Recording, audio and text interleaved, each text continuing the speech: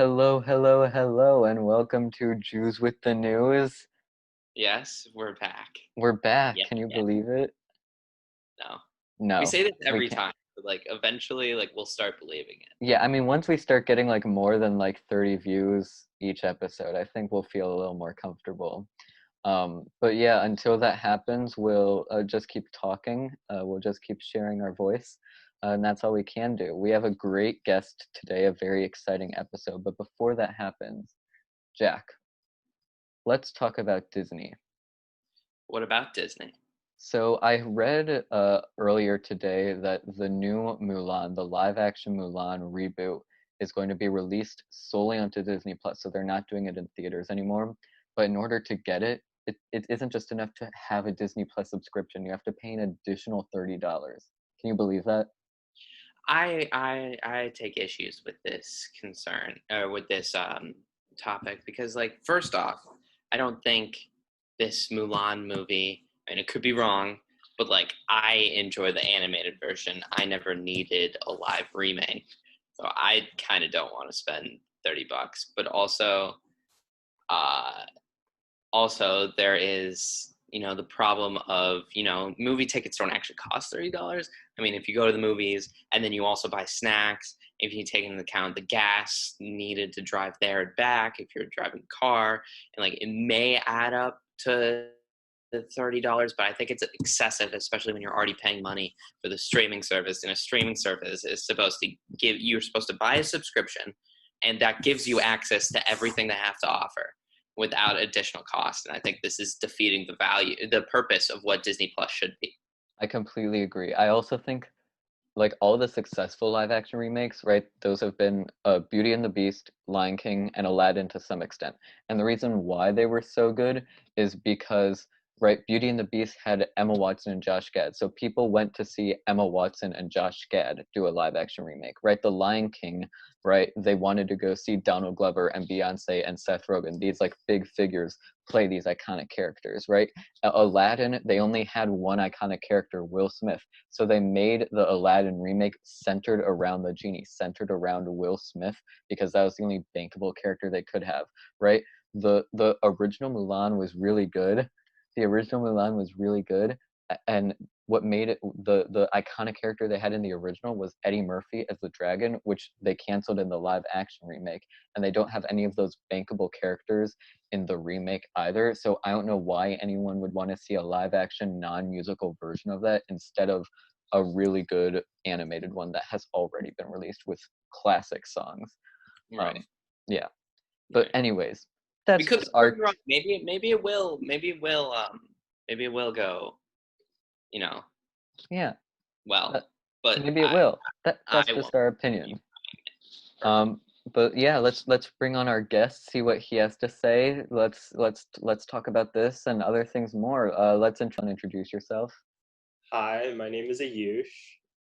Yeah, that's me. I'm just graduating from Ladue this year, and I will be attending Dartmouth this coming fall. It's like Big the flex. biggest thing about me right now because Big flex. it's like Corona summer right now, and there's nothing much else to really do. I was phone banking, and that ended, so we're free now. And So just a little thought on that Disney thing. Will Smith was amazing in Aladdin. He made that movie the movie it is. He Okay, can't that movie. Just letting you know. Jack. Okay, thank you very much for your opinion, Jack. Why don't you ask Ayush our favorite question of the episode? Ayush, do you think a hot dog is a sandwich? I've never had a hot dog, but yes, You I do. do. It Okay. is a sandwich. Interesting, interesting. Okay. Okay, now moving on to our actual first topic of the episode. I think Ayush would do a good job introducing this topic. Will you do us the honors? Sure, Please. sure. So, my major focus that I wanted to really key in on was the TikTok ban and pressure that Trump is putting on China, and the influence that such a like basic social media application has had on global politics, and the role that is playing in Trump's reelection and just relations with China. Um, So I think like a few weeks ago, Trump announced his like proposal to limit TikTok in the US and eventually outright ban it unless it was purchased by a US company.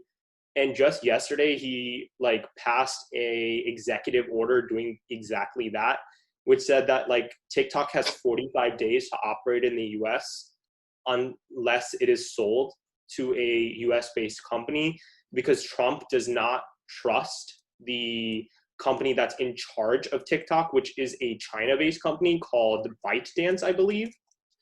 And the thing is that like ByteDance has been operating in the US for over a year perfectly fine, working with the government, abiding to all regulations.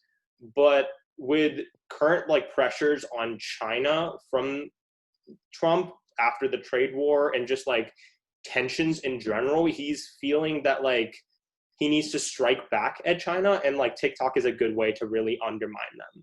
And I Right, feel like it, and just to clarify, we do know that the company that owns TikTok has the ability to access our private information through when we download that app, right? yeah, yeah. Yeah. So yeah, Apple actually found that TikTok was like outsourcing a lot of its data to foreign entities, including the Chinese government or like some organizations in China. And like Apple had taken restrictions to prevent a lot of that, but they did report like finding that from TikTok. So that's what also was a major influence in Trump's decision.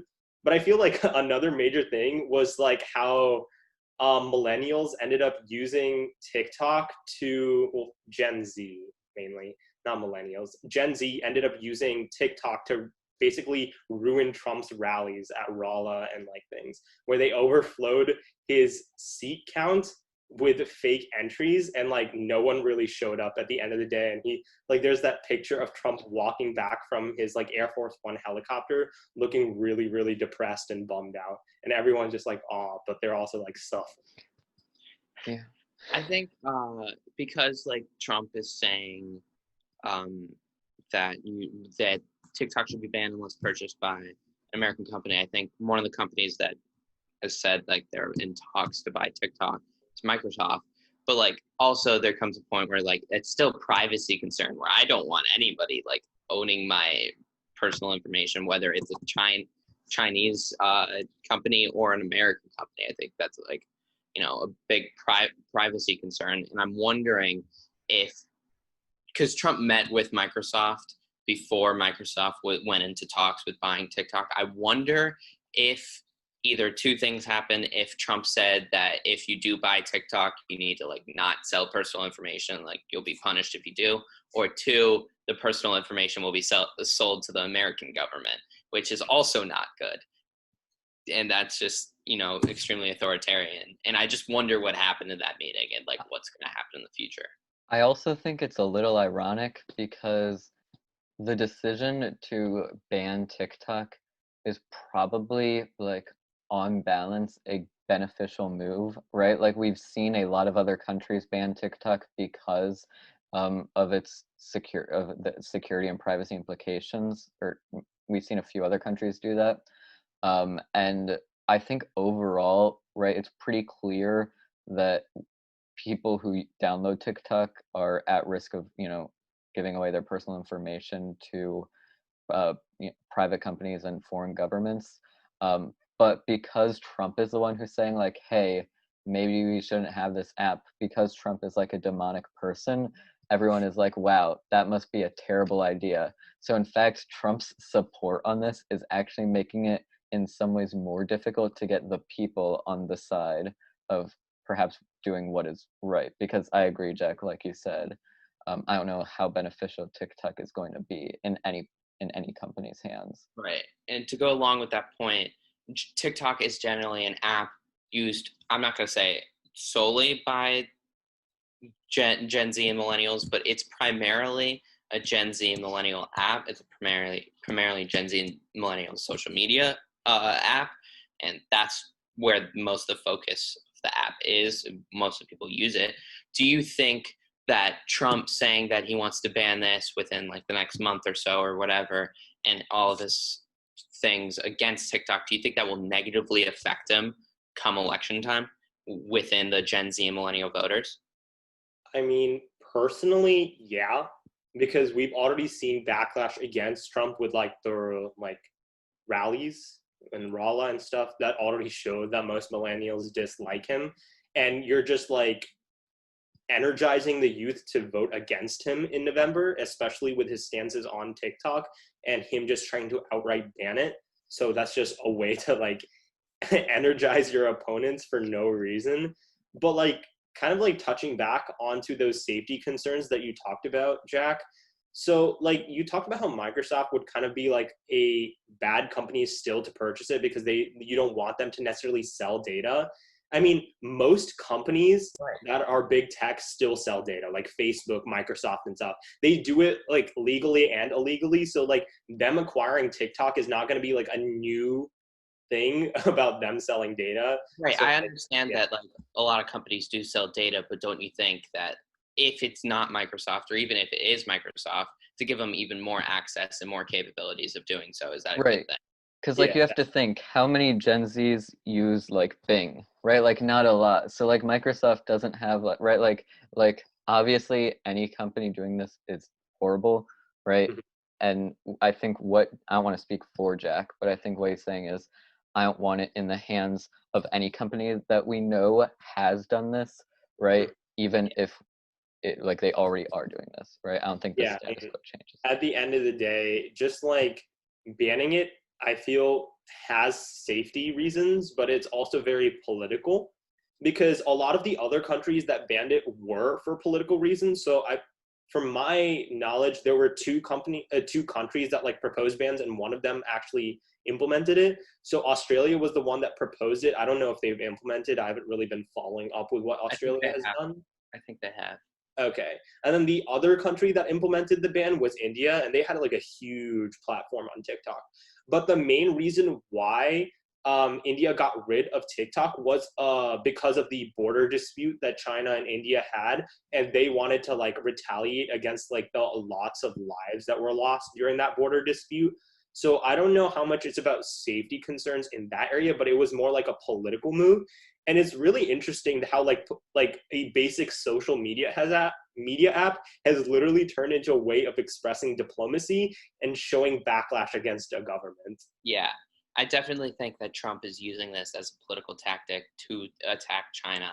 And I think in his mind, of course, I don't like know him. I don't know what he's thinking, but I feel like he's only doing this to attack China as opposed to, the actual like privacy concerns, because I don't think he cares. I think he's just looking at this as an opportunity to look good against China and to attack China, which he clearly dislikes. Yeah, Yeah. and it kind of confuses me because like a month or two ago it was found, like I think from his old like national security advisor when he published the book, it was found that Trump had requested China for assistance, China and Turkey, I believe, assistance during the 2020 elections, like interference like Russia did in 2016. He requested them, and in turn he said that he would like drop the amount of soybean tariffs that the U.S. imposes, so that would hurt domestic farmers.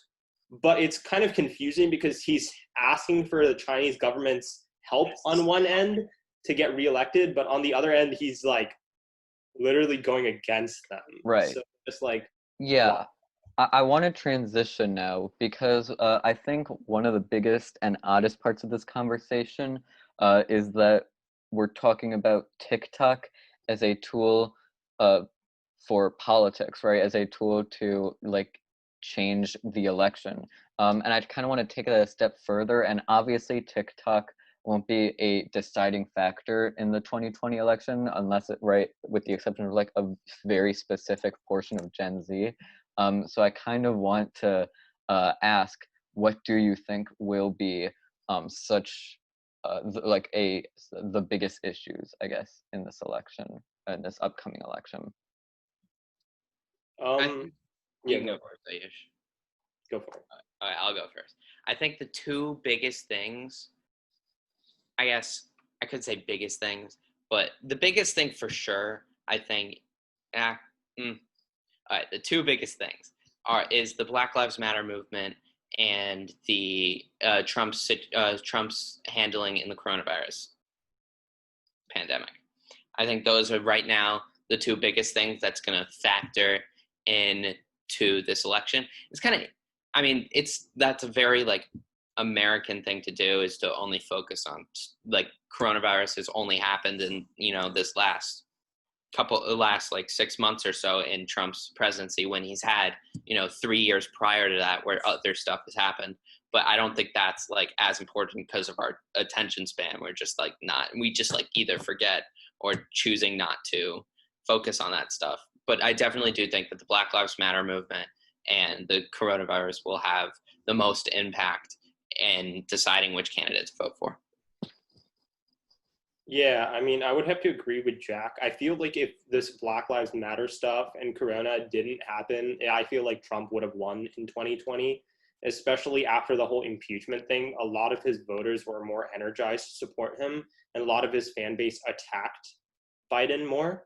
But I feel after his handling of Black Lives Matter, coronavirus, and like most recently, the Russian bounties that were placed on American troops, I feel that's like a pretty big thing that was kind of like he kind of tossed it aside, but I feel like that is definitely a huge thing for especially his veteran voter base, because I know a lot of like Republicans in Congress and just in general who are veterans are like diehard Trump supporters, but like if he's literally allowing a foreign government to kill your own soldiers, I feel like that would kind of like force them to not choose Trump, or at least try to consider against Trump. I feel that might have a huge impact. To clarify that on that account, it isn't.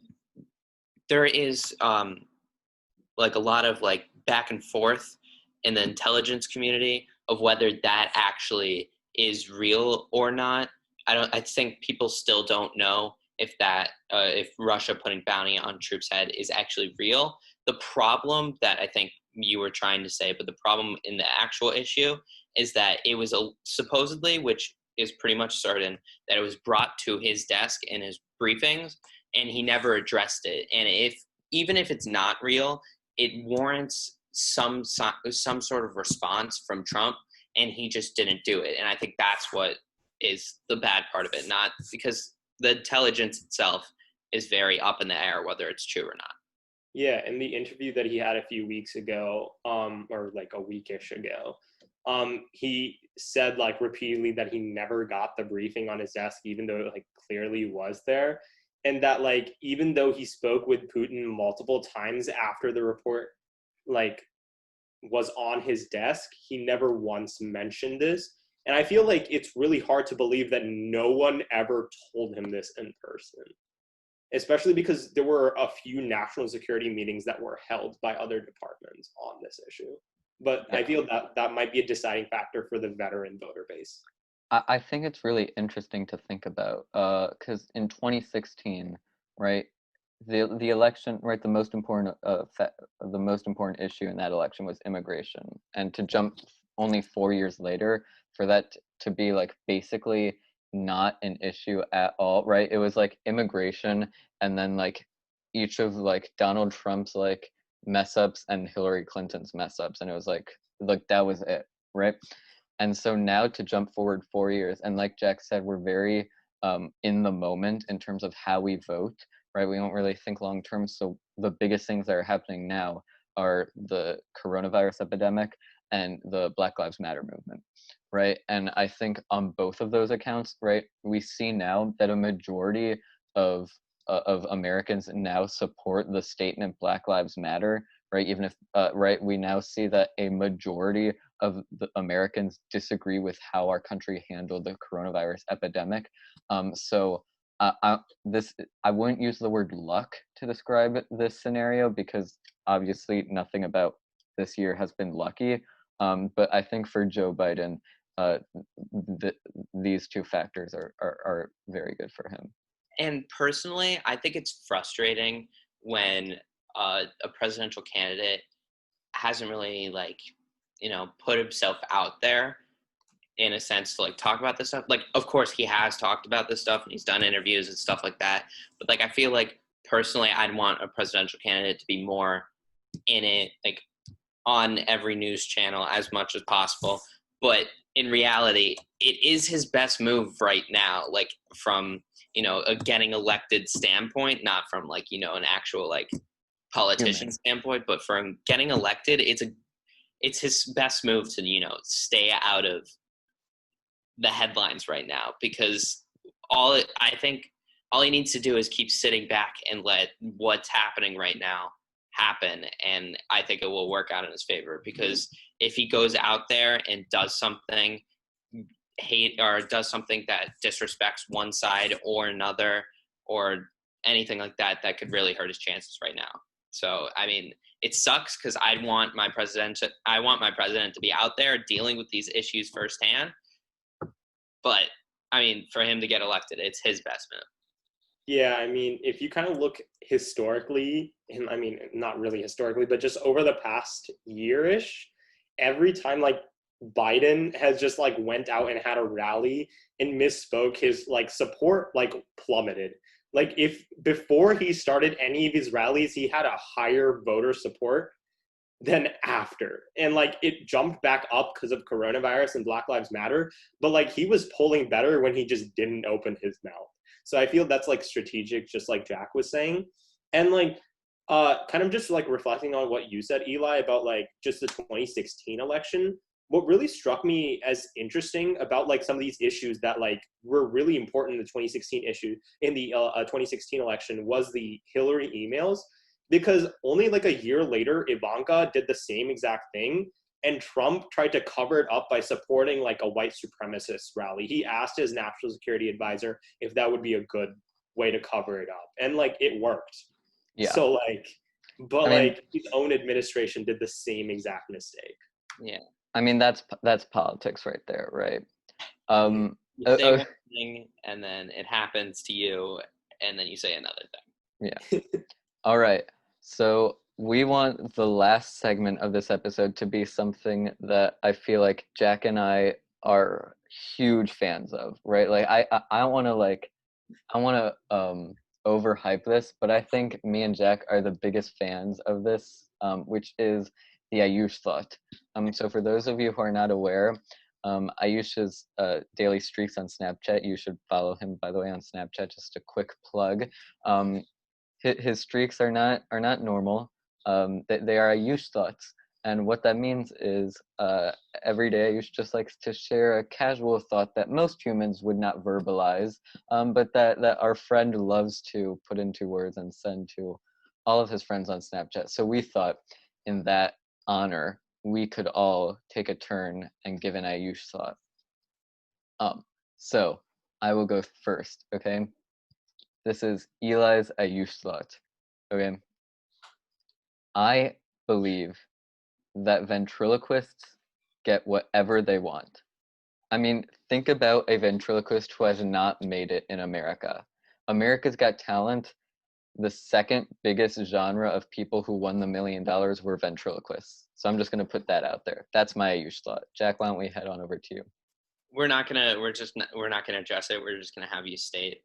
No, I think we state it, and then Ayush critiques it, right? Because it's his thought. It's his segment. Okay. Okay, just kind of like touching on your thought, Eli.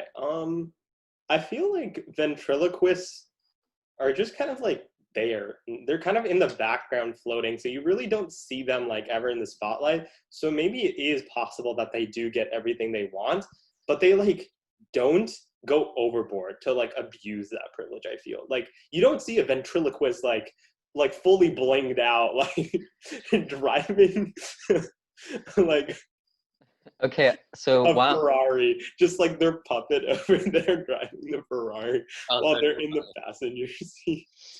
Okay, so rank my Ayush thought on a scale of 1 to 10. How good was that?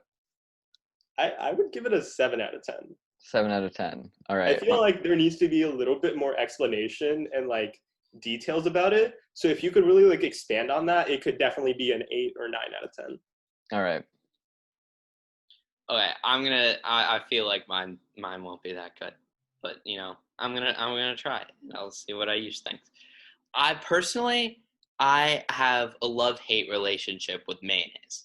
I think mayo by itself is disgusting, but I think there are opportunities for mayo to shine. I like it on turkey sandwiches, but not too much. Turkey sandwiches and like grilled chicken sandwiches or breaded chicken sandwiches, like those are good. Anything else, like no, like I just can't, and I just find it too disgusting. Yeah, I mean, you really captured a lot of like what I would kind of like say about it. I feel like there needs to be a bit more excitement, pizzazz to the thought. But like otherwise it really like keys in on my critiques of different foods. Like I went through this whole phase where I've discussed Oreos and just like cake Cheese. and icing and cheese. Cheese. I've discussed everything, bro. String cheese is amazing. I don't like Oreo cream. I don't like ice. It's just a whole thing. But yeah, I'd rate that like an 8 out of 10. Would be a 9 out of 10 if it had more pizzazz. Yes. Yeah, yours is lacking details. You didn't explain. You just kind of said it. Like it was kind of like warrantless. There was nothing behind it. You know what? I'll take a 7 out of 10. I'll take that. To close off the episode, Ayush, why don't you give us one of a 10 out of 10 Ayush thought? So I'm not sure if this is 10 out of 10, but I kind of noticed this the other day while eating a slice of pizza. So when eating a slice of pizza, I first take a like bite of like the end, like which would technically be the inside of the pizza, because I guess that's how we eat pizzas, not from the outside in, but from the inside out when you cut it.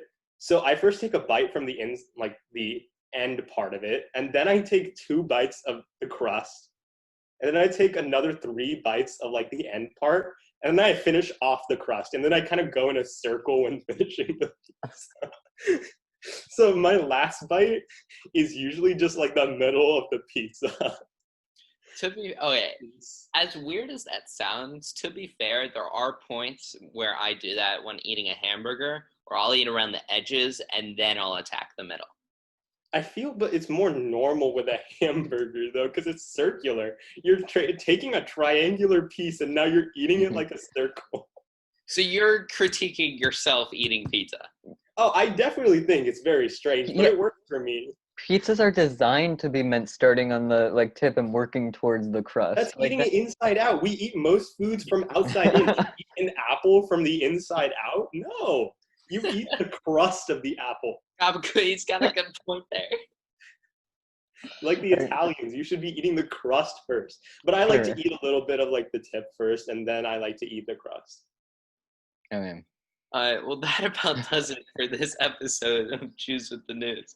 Thank you very much, Ayush, for joining us for this very special episode. We appreciate it. thank you so much. Yeah, and we also like to thank Daniel Jung, of course, always. Of course. Thank you, Daniel Zhang. All I right. saw Daniel the other day. He biked over in like 90-degree weather to play tennis, and then he just sat down for 20 minutes because he was like very tired. But yeah, it was really nice meeting Daniel. Good And job, that was a Daniel. great little snippet for all of you who made it all the way to the end of the video. All right. Have a good one. Yeah. Bye.